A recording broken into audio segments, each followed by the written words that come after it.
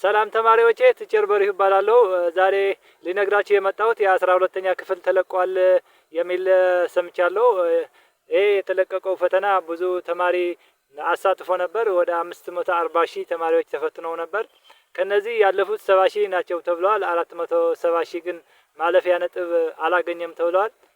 ይሄ የሚያሳየው የስርዓቱ ውድቀት ነው፣ የእናንተ ውድቀት አይደለም። ያለፋችሁ እንኳን ደስ አላችሁ፣ ጥሩ ነው ማለፉ። ግን ማለፉ የመጨረሻው ሪዛልት ወይ ደግሞ ውጤት አይደለም። አለፋችሁ ማለት በቃ የምትሰሩት ነገር የለም፣ ከዛን ጊዜ በኋላ የሚጠብቃችሁ ነገር የለም ማለት አይደለም። ሁሌ ማንበብ አለባችሁ፣ ሁሌ መማር አለባችሁ ማለት ነው። ትምህርት ይጠቅማል፣ አያደራድርም። ይሄ ግን ማለፊያ ነጥብ 50 አላገኘንም ብላችሁ ወደቅን ብላችሁ ደግሞ ወድቃችሁ ማለት አይደለም። ብዙ እድሎች አሉባችሁ። አንደኛ ገንዘብ ከፍላችሁ መማር ትችላላችሁ። ሁለተኛ ደግሞ በተለያዩ ስራዎች መስራት ትችላላችሁ። ለምሳሌ በሶሻል ሚዲያ ተማሪዎች ሆነው ሚሊዮነር የሆኑም አሉ። በጣም አክቲቭ ከአስተማሪ በላይ ፈጣን ሆነው የሚሰሩ ተማሪዎችም አሉ። ይሄ ይበረታታል። ያለፍን ደግሞ አስተማሪ ሆነን ስንት አመት አገልግለን ምንም ያገኘነው ነገር የለም። ያው የራሳችን ፍጥነት የራሳችን ስራ ይወስነዋል ማለት ነው። ስለዚህ ተማሪዎቼ እኔ የምላችሁ ምንድነው ተስፋ መቁረጥ የለባችሁም። በብዙ ስራ መስራት ስለምትችሉ፣ ማጥናት ስለምትችሉ፣ በገንዘባችሁም ከፍላችሁ መማር ስለምትችሉ ከእንግዲህ በኋላ ማንበብ አለባችሁ። በሶሻል ሚዲያም ይሁን በሌላም ይሁን ሁሌ መጣር አለባችሁ። ሁኔታዎች ይቀየራሉ። ግን 50 ነጥብ አላመጣንም አላለፍንም ብላችሁ ወደ ያልሆነ መጨናነቅ ወደ ያልሆነ እንትን እንዳትገቡ። ጊዜ ይቀያየራል። ሁሌ ማንበብ አለባችሁ፣ መስራት አለባችሁ። ተስፋ መቁረጥ የለባችሁም ተማሪዎቼ እና ወደ ያልሆነ ነገር እንዳትገቡ። በተለይ የሀገራችን ሁኔታ እንደሚታወቅ ነው። ያው የመሳፍንት ስርዓት አለን። ሁሌ ለህዝብ የሚሆን እንትን የለንም፣ መንግስት የለንም። እና እናንተም ተስፋ ሳትቆርጡ ወደ ያልሆነ ነገር መሄድ የለባችሁም። ወደ እርስ በርስ ጦርነት በሚደረግበት የሀገራችን በተለይ ወደዚች መግባት የለባችሁም። ተስፋ አድርጋችሁ ሁሌ መጣር አለባችሁ። በዚች የእናንተ አንድ ፈተና ከ100 ተፈትናችሁ ከ500 ተፈትናችሁ ይሄ የእናንተ እውቀት የሚወስን አይደለም። በዚህ የእናንተ እውቀት አይለካም ማለት ነው። የዓለማችን ምሁራን ስንት አንተ ደደብ ነህ፣ አንተ አትረባም ተብለው እየተባረሩ ናቸው። አሁን ወደ ስንት ማኒፋክቸሪንግ ወደ ተለያየ ዘርፍ ኢንዱስትሪዎች ገብተው ዓለማችን ቀያሪ ሁኔታ ያመጡ ማለት ነው። እናንተም ተስፋ ሳትቆርጡ መጣር አለባችሁ። ለዛሬ የምነግራችሁ የማለፊያ ነጥብ እንዴት እንደምታዩ ይሆናል። በሞባይላችሁ ማየት ትችላላችሁ። ግን ይሄ መጨረሻ ውጤታችን ነው ብላችሁ ተስፋ መቁረጥ የለባችሁም ተማሪዎቼ። ይሄ ቻናል ኢትዮ ቲቸር ቲቪ ይባላል።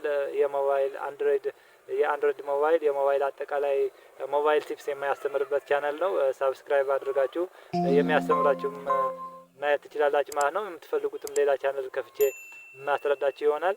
ለአሁንም ማሳያችሁ ግን የ12 ውጤታችሁ በሞባይላችን እንዴት እንደምታዩ ይሆናል።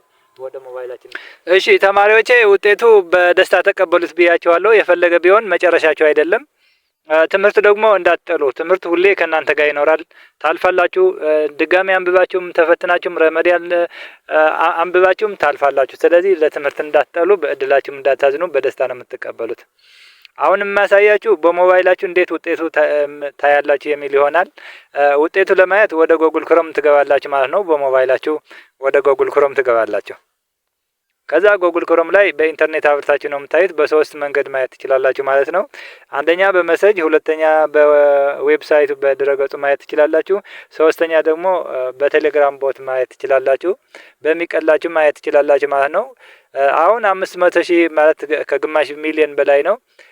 ይሄን ሁሉም ተማሪ እየሞከረው ስለሆነ ቢዚ ላችሁ ማታ ብትሞክሩት ይሻላል።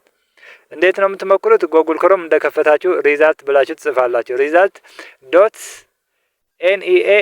NEA.gov.et ብላችሁ ሰርች ታደርጋላችሁ ማለት ነው። ራሱም መጣላችሁ። ከዛ ኔክስት ትላላችሁ ማለት ነው። ጎ ትላላችሁ።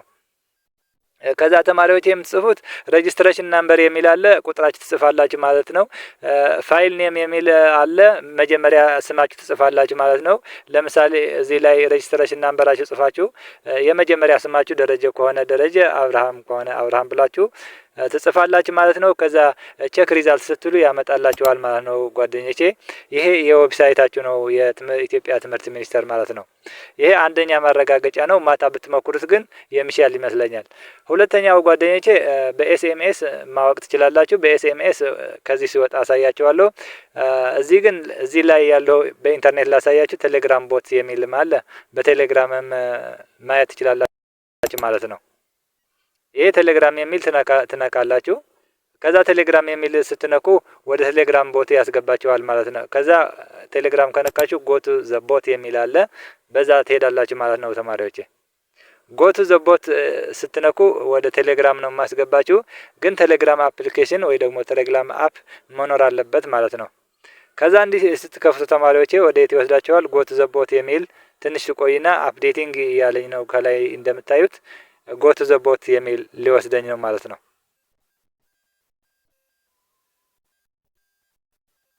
ኢንተርኔቱ ቢዚ ስለሆነ ነው ወደዛ የወሰደኝ ነው፣ ሊከፍትልኝ ነው። እሺ አሁን ተማሪዎችን እንደምታዩት ወደ ኢትዮጵያ ትምህርት ሚኒስቴር ፈተና መዘና አገልግሎት የሚል መጥተኛል። ስታርት ቦት የሚል ትነካላችሁ ማለት ነው። ከዛ ስታርት ቦት ከነካችሁ በኋላ ዌልካም ቱ ብሎ ይመጣላችኋል ማለት ነው። እዚህ ላይ መሰጅ ማጻፊያ ላይ መጀመሪያ ሬጅስትሬሽን ናምበራችሁ ትጽፋላችሁ። ከዛ ወረድ ብላችሁ ደግሞ የምትጽፉት ምንድነው የመጀመሪያ ስማችሁ ማለት ነው። ለምሳሌ አልማዝ ከሆነ አልማዝ ብላችሁ ጽፋላችሁ ማለት ነው። አብርሃም ከሆነም አብርሃም ብላችሁ፣ ደረጀ ከሆነም ደረጀ ብላችሁ የመጀመሪያ ስማችሁና የሬጅስትሬሽን ናምበራችሁ ስትልኩለት እሱም ድጋሜ ይልክላችኋል ፈተናችሁ ማለት ነው። ያመጣችሁት ውጤት ይልክላችኋል ማለት ነው። ሶስተኛ ተማሪዎቼ ማወቅ የምትችሉት በኤስኤምኤስ ነው። ወደ መሰጃችሁ ትገቡና ኢንተርኔት ሳታበሩ ነው። ይሄ ሶስተኛው ወደ መሰጅ ስትገቡ መጀመሪያ ምን ትጽፋላችሁ? ቴክስት መሰጅ የሚል ምን ትጽፋላችሁ? የኮዳችሁ እዚህ ላይ ትጽፋላችሁ ማለት ነው። የምትልኩት ደግሞ ወደ የት ነው ማለት ነው? ወደ 6284 ተቀባዩ 6284 ነው ማለት ነው ተማሪዎቼ። እዚህ ተቀባዩ እዚህ 824 ብያለሁ። ተቀባዩ እዚህ መጀመሪያ ተቀባዩ የምትጽፉት የት ላይ ነው? ተቀባዩ 6284 ነው የምትጽፉት። ኮዳችሁና የመጀመሪያ ስማችሁ ጽፋችሁ ወደ 6284 ስትልኩ እሱ ደግሞ ውጤታችሁ ድጋሜ ይልክላችኋል ማለት ነው ተማሪዎቼ። እና ይሄ በጣም ቀላል ነው። እንደ የሞባይላችሁ ይለያያል። መሰጅ አላላክ የሚጠፋችሁ አይመስለኝም። በዚህ 3 መንገድ የ12ኛ ውጤታችሁ ማወቅ ትችላላችሁ ማለት ነው። ምንም ሳትጨናነቁ በደስታ ተቀበሉት። መልካም አመት ያድርግላችሁ። ይመቻችሁ።